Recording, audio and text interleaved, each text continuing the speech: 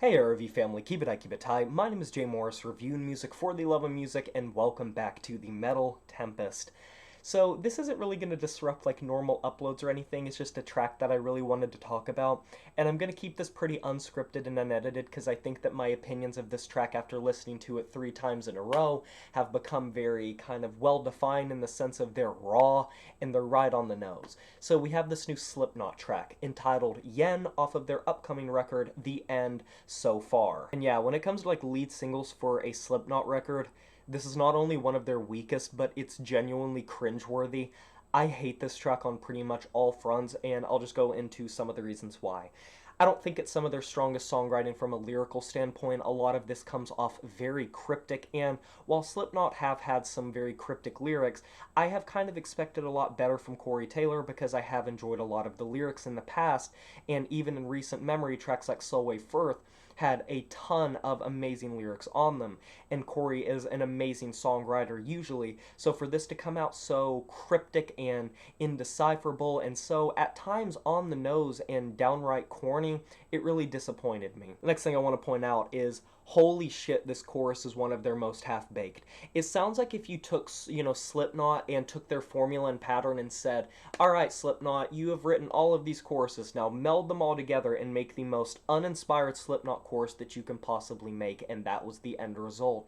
This thing is strained, and Corey has a great amount of distortion and strain on his vocals usually, but holy shit, this thing sounds like he is trying to reach into like some register that he has never been to, and it's not like he's out of his register or out of pitch. He is just straight up straining his vocal cords so much, it's so unflattering. The flow of this chorus is just downright absurd, and it comes in so sloppily and messily like blended together to where these verses are so understated and ominous and like brooding, and then when the chorus comes along, there's really no actual flow to it. It just bursts you right in abruptly. And speaking of abruptly, this track ends in such an abrupt manner. It's so loud, it's so fast and heavy, and it's trying to hit its crescendo, and then it just snaps and ends. No sort of breakup period, nothing to really close out the track. It just ends pretty much like as fast as it started, which isn't that much. The verses, like I said, are extremely brooding, and when you pair them with